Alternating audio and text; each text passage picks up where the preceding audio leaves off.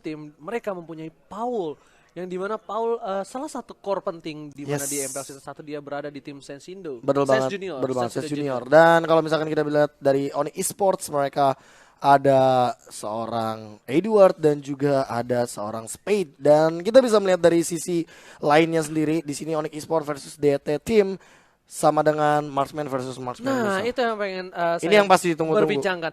Di mana Paul itu adalah salah satu pemain marksman yang sangat ditakuti tentunya ya. Betul banget, Salah betul satu pemain marksman dengan sangat playstyle-nya dia yang satu-satunya mungkin satu duanya kayak Tuturu ya. Mungkin satu duanya sama Tuturu di mana permainan marksman-nya ini sangat agresif. sangat agresif di mana dia bisa mendominasi pertandingan dari awal tentunya. Yes, betul banget. Ya, betul dari banget. awal mendominasi dan dia bisa memposisikan dirinya dengan aman tentunya. Dan tidak lupa juga di Onyx Esports kita mempunyai Spade. Di mana dia adalah salah satu dari ketiga the next level marksman di Indonesia. Yes. Dan faktanya saat kita menonton tayangan ulang mungkin ya, replay kemarin waktu Spade dikejar sama dua hero sekaligus. Dan itu pendem stepnya 6 kali menghindari skill. Dan dia bisa memberikan waktu yang sangat banyak bagi timnya. Dia bisa menggocek sampai ke jungle dan balik lagi ke pit spinner. Pokoknya total skill yang dihindari oleh Spade ada 6 sebelum dia dihentikan gitu. Tapi berarti ini adalah rebutan carry ya bisa jadi. Karena Paul sendiri juga sangat sering menggunakan carry.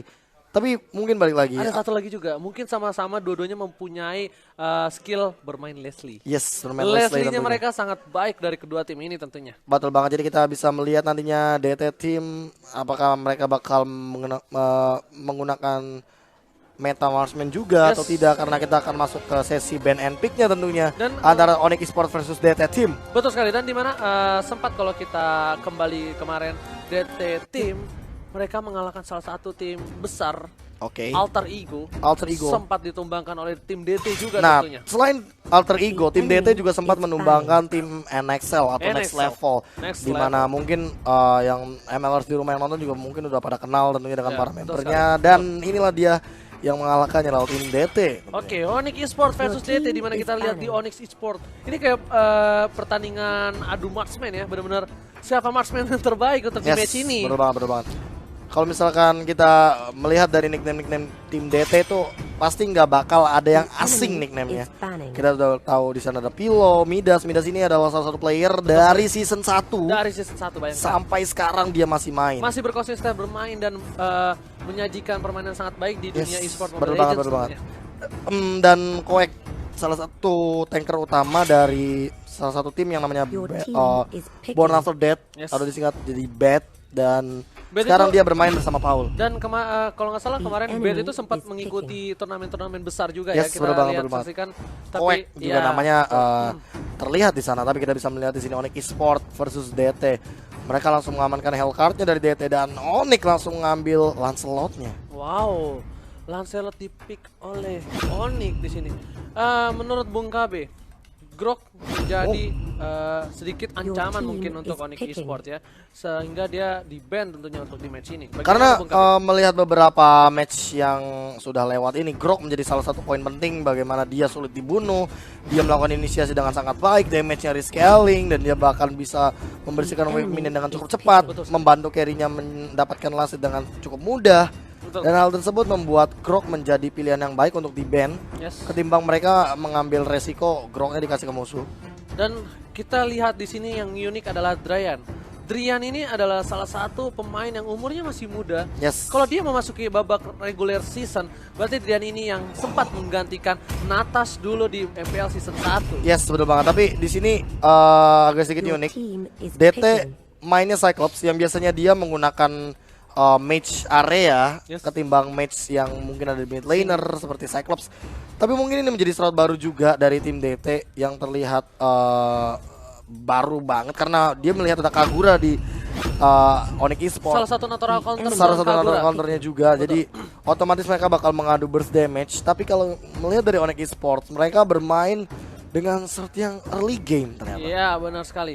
Dan di sini kemungkinan DT ini bakal menempatkan Cyclops di mid lane ya tentunya untuk mengcover dari damage seorang Kagura. Tapi Kagura juga bisa mendapatkan side lane karena Lancelot mungkin lebih diuntungkan di mid lane tentunya di sini. Bagaimana menurut Bung Kabe untuk dari formasi dari Onyx Esports sepertinya? Sebenarnya balik lagi sih apakah entahlah.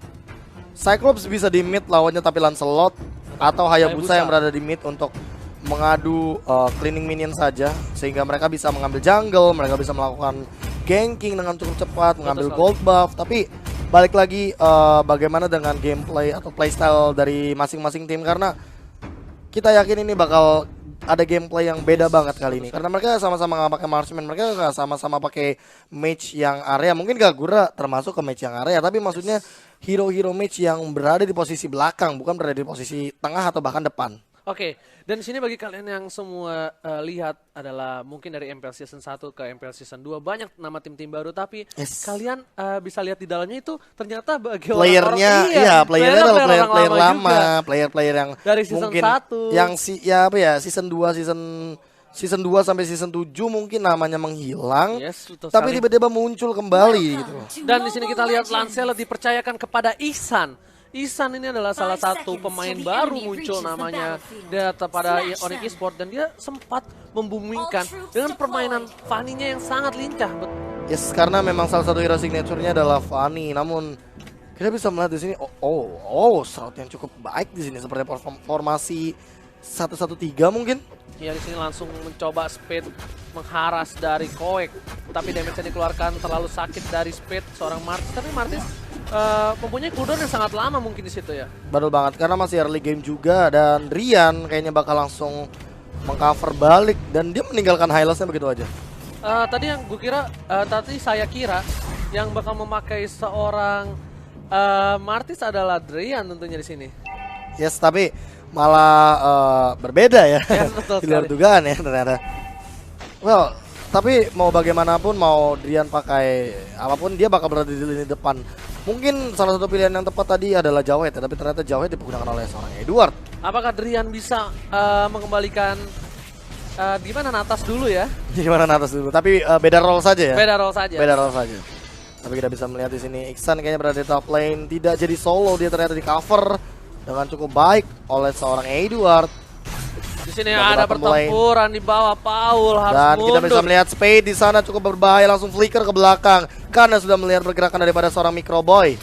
Dan Pilo di top lane, memukul Iksan masih dapat puncture. Dan Edward yang dalam posisi berbahaya, dia berhasil mendapatkan gold buff, tapi dia bakal recall tentunya. Dia enggak. Hampir saja Edward tadi terkena Jukendu di situ ya, tapi masih bisa selamat karena ada flicker dan Edward sepertinya tidak bisa pulang karena harus mendefend turret di top lane tentunya di sini. Sementara Paul baru saja selesai balik karena kalau Paul nggak balik di situ adalah riskan banget. Paul bisa di pick dia ada Kagura juga. Ya, bisa di pick off dan dia harus nunggu buffnya lagi. Dan Rian langsung tiba-tiba menggunakan stunnya. Yin yang overturn bakal kena Paul dan first blood bakal diamankan oleh seorang Fenrir di bottom lane. Setelah sadar bahwa Paul hanya sendirian, tapi lihat dari tim DT, mereka langsung mengamankan Turtle yang pertama. Star Power Lockdown bakal dikeluarkan hanya untuk Turtle.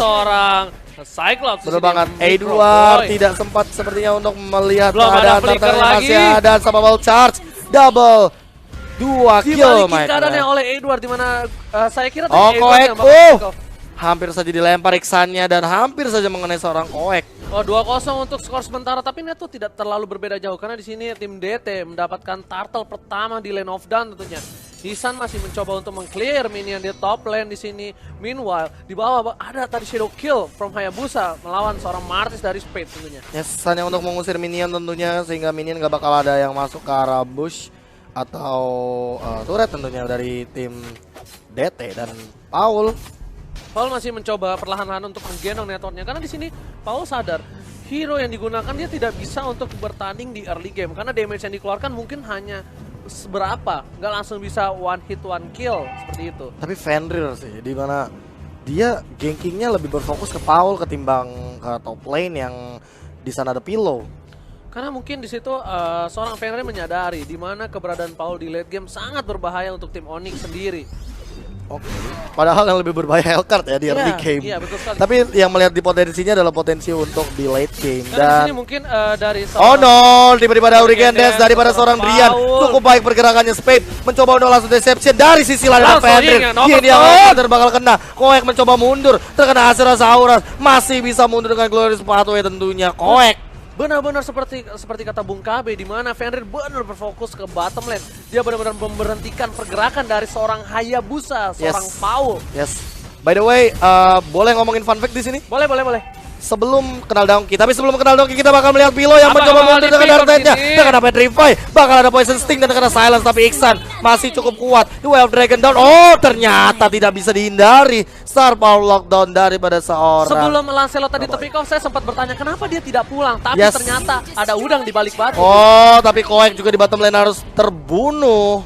Yes. Fenrir yang datang tiba-tiba 3 kill ternyata dari Fenrir. Ya, by the way, ada fun fact apa itu Bung KB? Gini, sebelum ada atau dikenalnya dengan nama Danggi sebagai tanker yang sekarang sedang naik daun. Betul sekali. Season 3 itu kita mengenalnya Koek sebagai salah satu user Minotaur yang saingannya adalah Hexazor sendiri. Yes. Hexazor adalah salah satu pemenang di MSC 2017 tentunya ya. Yes. Dia adalah tanker dari Sensindo tentunya. Betul sekali. Dan menuju ke seorang Drian harus down. Tapi Turtle diamankan oleh tim Onyx Esports. Benar-benar jiwa tanker juga, padahal dia bukan role tanker tapi dia memberikan semua damage masuk ke Drian supaya timnya mendapatkan Turtle di sini. Yes, ya kayak dia mengorbankan nyawanya untuk teman-temannya. Tapi karena memang dia tanker, betul. Dia doing very well. Karena nggak bakal mau Onyx Esports kehilangan Turtle keduanya. Di situ bakal berbeda jauh network ketika DT mendapatkan turtle kedua sepertinya. Yes, karena kita bisa melihat dari sisi network sendiri 3 kill yang didapatkan oleh Fenrir, networknya sama seperti Cyclops yang mendapatkan 2 kill. Di sini DT agak sedikit terdesak dengan pergerakan dari tim Onyx Esports ya. Yes, Pilo kayak bakal kesulitan banget karena di sini Pilo di sama Edward, tapi Edward bakal diciduk begitu saja oleh tim DT. Midas, pergerakan yang sangat pas, The Way of Dragon yang sangat pas di situ sehingga Edward tidak bisa pulang tentunya ya. Yes, tapi kita bisa melihat Koek. Koek kayaknya tidak cukup dekat untuk seorang Fenrir.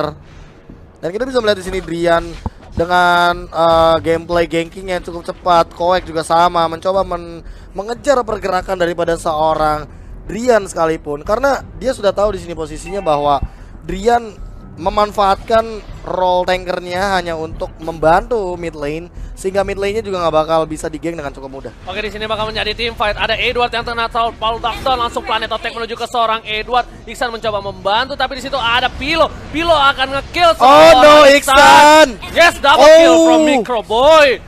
Di situ tapi ada Ying Overton from Fenrir. Dan Fenrir masih mencoba dikejar, di belakangnya ada seorang Drian mencoba Hurricane Dance belum, ternyata masih terkena cukup banyak damage oleh seorang Microboy. Masih ada Hurricane Dance akhirnya dikeluarkan hanya untuk mundur dan menambahkan pasif tentunya. Fenrir mencoba membersihkan wave minion. Benar-benar dipaksa. Fenrir, bahaya. Masih ada Planet Attack dengan flickernya juga, tapi Drian masih mencoba dikejar. Masih ada Star Soul. Microboy. Di sini Microboy mendapatkan 6 kill tanpa mati, tentunya suatu keuntungan untuk DT, tapi kerugian yang sangat besar untuk Onyx Esports di menit ke-7 ini. Yes, Microboy use the micro hero. Yes, Cyclops. Sementara Paul di bottom lane bakal dan Edward masih punya sama charge tapi tidak ada damage tambahan. Sementara The Way of Dragon bakal langsung mengarah ke Edward harus down. God lagi dapatkan Spade, mencoba untuk mundur tentunya tapi Drian.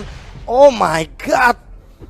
Benar-benar tadi objective gaming from Edward, dia benar-benar nge-lock seorang Cyclops. Yes, tapi di situ kayak Cyclopsnya masih punya cover yang cukup baik. Dia masih punya Midas juga, kayak dia langsung ditendang The Way of Dragon sama Chow dan wow, Jawet nggak bakal bisa ngapa-ngapain lagi. Pilo mencoba kabur. Pilo, tapi di situ Pilo balik lagi karena di situ Ying Overtonnya telah putus tentunya ya. Yes, karena Kagura dalam posisi yang cukup jauh juga. Sementara Paul, oh my god, dia udah punya Tondros. Iksan mencoba untuk mundur, terkena kuat Shadow sepertinya Shuriken. Wow, hampir saja Iksan pick off di bottom lane. Apalagi tadi pasifnya udah ada 3 loh. Yes. Kalau kena Shuriken tambahan damage dan itu bisa saja Iksan di situ harus respawn lagi, harus mati lagi. Kalau tidak ada di sini kita lihat dulu Midas didapatkan oleh seorang Drian Star Power. Saurasnya langsung sama charge ke arah seorang Cyclops. Tapi Cyclops di belakang masih survive sepertinya. Sementara Koek masih mencoba bertahan dengan regen-nya, dia double kill daripada seorang Spade. Meanwhile di situ kita menang war. Oh no, Paul. Tiba-tiba langsung dengan shadow kill. Shadow dan Deception-nya muncul ke belakang sana. Spade tertarik cukup jauh oleh seorang Paul. Tershutdown tentunya di mid lane. Sementara Iksan, damage-nya sangat sakit dari seorang Microboy. Microboy, kita lihat tadi seorang Kagura terkena damage planet attack dari Microboy bener-bener perih. Dimana dia langsung kehilangan 2 bar.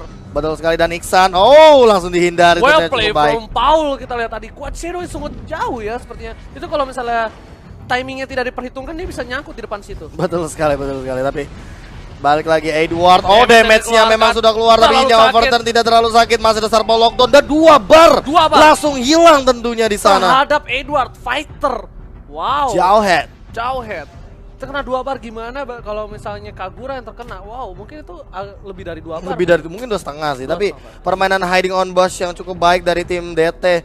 Mereka betul-betul main camping dengan cukup baik. Siapapun yang lewat itu akan pasti mati dan sih. Menunggu waktu momen yang sangat pas. Yes, Starpal Lockdown bakal langsung mengarah ke Fenrir. My god, 3 bar ternyata. Kita bisa melihat di sana Edward dengan Quad Shadow, ada Hurricane Dance mencoba untuk maju ke depan sana. Koek masih dikejar dan masih punya slow-nya. Masih ada Microboy with macro damage. Wow.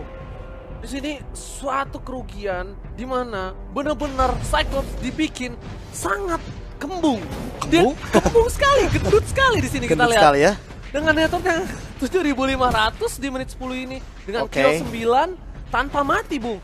Benar-benar harus diperhitungkan. Oke, tapi di sini dalam posisi yang berbahaya banget. Darkness sudah dikeluarkan, The Wild Dragon bakal langsung mengarah ke Drian. Shadow kill hanya untuk Lordnya. Sementara Lordnya bakal langsung diamankan oleh seorang Paul yang Overturn kena 3, tapi tidak ada follow up damage di belakang. Spade juga bakal mundur ke belakang. Astras Auras tidak bisa mencapit semua hero dari tim DT. Dan kita lihat DT membalikan keadaan di mana di early game dia di push, di press terus-terusan oleh tim Onyx Esports. Pillow, dia masih bisa mundur ke belakang, tapi ada Starpal Lockdown ke arah Spade. Spade masih punya Mortal Coil untuk immune tentunya. Mortal Coil yang sangat bagus digunakan untuk escape tentunya di sini ya. Yes, dan Lord bakal muncul sekarang. Benar-benar kayak harus dijaga ini. Mungkin tadi Fenrir udah baik ya. Dia benar-benar geng di bottom lane, tapi di sini dari tim DT juga memberikan waktu yang sangat banyak untuk Hayabusa dari seorang Paul. Gimana dia bisa menggendong networknya perlahan demi perlahan. Seperti yang tadi kami bilang bahwa mengincar Paul di early game itu memang bagus, tapi hero early game sebenarnya ada di top lane gitu, dan inilah yang menjadi sebuah kekosongan untuk DT. menuju ke seorang Microboy tapi dilepas lagi oleh seorang Kagura dari Fenrir. Karena Kagura dalam posisi yang cukup offside dan ada Paul di sampingnya untuk mengcover seorang Microboy. Dan lihat Microboy dengan lifesteal-nya yang cukup cepat tentunya. Cukup cepat, deras, dan damage yang dikeluarkan sangat sakit. Dan Koek lewat begitu saja dari depan turret. Tanpa ada dosa mungkin di situ ya. Inilah karena Koek itu tipikal rusuh. Dia apapun yang di depan dia hajar. Betul sekali. Dan itu udah terbukti sekarang ya, dia kembali ke Lane of Dawn, kembali hadir bermain di laga profesional ini. Mungkin saya punya pesan untuk Dangki. Hati-hati ini sainganmu. Berarti ada 3 tank yang mungkin harus diperhitungkan untuk sekarang. Ada Yor, ada Danki, ada juga Koek. Dan masih banyak lagi tentunya sebenarnya, tapi bakal kita sebutin yang sekarang dulu. Dan DT sedang mendominasi tentunya, berada di bottom lane, berada di mid lane, berada di top lane. Mereka bakal merusuh dengan super minionnya juga. Mereka mencoba untuk menembus pertahanan ini bitter turret dari Onyx Esports dan Glorious Pathway. Terjadi sia-sia untuk Glorious Pathway-nya, tapi di sini kita lihat Paul dengan Hayabusanya konsisten, dia cleaning minion, cleaning di top lane, di bottom lane, di mid lane, benar-benar dijaga dengan konsistensinya sampai minion dari Onyx Esports nggak bisa lewat. Tadi kenapa ya Glorious Pathway dikeluarkan begitu saja? Apa karena mungkin ada miskomunikasi atau ngetes skill gitu kan? Iya. Tembus dinyalain ya? Dulu. Ya tembus nggak ya? Tembus Ya tembus lah Pak. Iya, mungkin ada miskomunikasi di mana itu bakal terjadi team fight, tapi ternyata enggak ya, nggak jadi ya. Dan Edward tiba-tiba datang begitu saja, bakal terkena Starpal Lockdown dan mati begitu saja Edwardnya. Bakal mundur semua hero dari tim Onyx Esports. Dan ini adalah suatu kesempatan untuk tim DT mendapatkan turret. Karena di sini bakal ada team fight 4 versus 5 tentunya. Yes, di mid lane kayaknya bakal menjadi salah satu poin penting atau inhibitor turret yang cukup penting untuk tim DT. Apakah mereka bakal langsung ngerusuh sekarang juga? Oke, kalau dari sisi item kita bisa melihat di sini Hayabusa tanpa Blade of Despair, dia hanya bermodalkan Hunter Strike dan juga Seven Seas, dan mungkin on the way untuk bikin Wing of Apocalypse Queen mungkin. Yes, mungkin bisa, atau Immortality ternyata di situ ya. Immortality cukup baik sini dari Paul, tapi kalau misalkan kita melihat dari Kaguranya sendiri, ya ini cukup berbanding sulit banget dan jauh banget. Kagura baru on the way untuk bikin concentrated energy. Yes, betul banget. Dia masih butuh banyak banget gold, dia masih butuh banyak banget farming. Ya, karena di sini mungkin dia lebih diperuntukkan untuk Necklace of Endurance, di mana lifesteal dari hero Hayabusa dari Cyclops mempunyai lifesteal yang sangat deras. Di mana Cyclops juga kita lihat di sini itemnya sudah hampir jadi semua. Yes, dan jangan lupa regen dari Glorious Pathway-nya Hylas 4% HP untuk Hylas ketika berada di atas karpetnya. Iya. Itu baru 4% ya. Bayangin kalau darahnya itu 1000. Berarti bayangin kalau di mana Hylos sedang berjalan di catwalk di red carpet ya tentunya. Dan lihat kita sudah bisa melihat HP dari Koek sangat tebal. Seperti penggaris saya yang berada di sekolahan tentunya ya. Yes, tapi di sini Koek kayaknya bakal langsung diincar, tentunya dihajar begitu saja. Darten bakal langsung apa sama langsung mengalahkan Drian. Dibatalkan ternyata serangannya. Midas save the day. Riposte yang sangat baik. Tapi lihat di sini bagaimana cara seorang Paul menghajar semuanya dengan shadow kill. Masih ada 2 against 3. Dan kayaknya DT masih berkesempatan sangat besar untuk mendapatkan Lord yang kedua. Di mana yang unik adalah setelah tim fight ini bukan tank, bukan fighter yang bertahan, tapi core yang bertahan. Di sini kita lihat ada Lancelot dan Martis. Mereka mencoba untuk mendapatkan Steel Lord dari seorang DT, tapi sepertinya sedikit berat. Di mana Lancelot di sini hanya memodalkan setengah health. Yes, dan ada Sarpa Lockdown, bahkan kayaknya nggak bakal bisa disentuh oleh siapapun di sana Lordnya, dan akan diambil oleh seorang Microboy. 12-03 skornya dari Microboy. Wow, Microboy benar-benar harus di shutdown pergerakan dari seorang Microboy ini. Sungguh berbahaya. Benar-benar harus coba diperhitungkan pergerakan seorang Microboy daripada mereka harus nge-pick seorang Hayabusa yang notabene dia mempunyai skill escape. Yes. Bagaimana Bung Kabe? Menurut Bung Kabe apa yang harus dilakukan oleh Onyx Esports di dalam posisi yang benar-benar terdesak ini? Dibalikan keadaannya dari early game dia menang, sekarang dia terdesak. Fokus ke Cyclops sih, dan kita bisa melihat dari item Cyclopsnya sendiri udah punya Immortal. Ini akan membuat Cyclops makin lebih sulit untuk dibunuh. Devil Tears bahkan dari seorang Cyclops membuat pertahanan Magic Resistance yang dimiliki sama Onyx. Yes, Onyx Esports bakal tidak pernah berguna sama sekali. Betul sekali, dan sini mungkin dari Onyx Esports harus memikirkan jangan sampai ada blunder lagi, di mana Edward telah kehilangan 6 nyawanya dia. Dia terpick off 6 kali tanpa kill di sini. Walaupun asisnya juga 6, itu sedikit kerugian di mana networknya berbeda jauh. Wow. Yeah. Wow. Yes. Sungguh permainan yang sangat kerat dari kedua tim. Namun Lord sudah mulai masuk di arah ini better turret yang ada di bottom lane. Ada payung cinta daripada seorang Kagura, kena 3 di sana. Tapi yang tertarik adalah 2. Ada regen daripada seorang Koek. Koek masih mencoba nge-tank di depan sana. Edward harus down, The Way of Dragon bakal langsung membunuh seorang Spade. Ada Drian, Shadow Kill bakal keluar daripada seorang Paul. Lagi-lagi yang sangat baik daripada seorang Midas. Triple kill daripada seorang Microboy. Looking for Maniac sepertinya. Tapi ternyata base sudah hancur terlebih dahulu, dan tim DT akan mengamankan game yang pertama melawan Onyx Esports. Dan sepertinya Onyx Esports harus sedikit belajar, di mana kayak dia boleh memperhitungkan late game. Tapi di sini mereka suka lupa dengan adanya Cyclops yang damage-nya sangat besar tentunya. Dan terbukti Cyclops-nya di sini tanpa mati. Wow, well play from Microboy. Ini nggak ngerti lagi sih gimana caranya seorang Microboy nggak mati sama sekali loh. Bahkan seorang Hayabusa dari Paul aja masih kehilangan 2 ya. Yes, masih kehilangan 2. Karena 2 kali di pick off di bottom lane oleh seorang Kagura yang lebih berfokus sama bottom lane. Oh, ini salah satu poin pentingnya. Yes. Saat Fenrir lebih fokus sama Hayabusanya Paul, Microboy betul-betul farming dengan sangat baik di mid lane. Dan itu dia yang saya bilang. Harus diperhitungkan damage dari Microboy. 100.000 total damage. Boleh. Hero. Kita memikirkan hero assassin seperti Hayabusa yang notabene di late game dia sangat berkuasa. Tapi jangan lupakan dengan hero mage yang mempunyai burst damage yang sangat besar. Seperti Cyclops. Wow. Yes, dan inilah dia hasil tim DT 1-0. Dan sini adalah suatu yang sedikit unik dari seorang Edward, di mana dia adalah fighter yang bagus ya, tapi di sini dia kehilangan 7 poin. Sangkit bermain bagus dari seorang distraction team. Dan Onyx Esports harus menyusun ulang strateginya, karena mungkin strategi yang dia buat di match pertama gagal, berarti harus mengubah jalannya strategi di match kedua ini. Satu poin penting mungkin bagaimana cara Drian dan Edward yang masih miskomunikasi satu sama lain.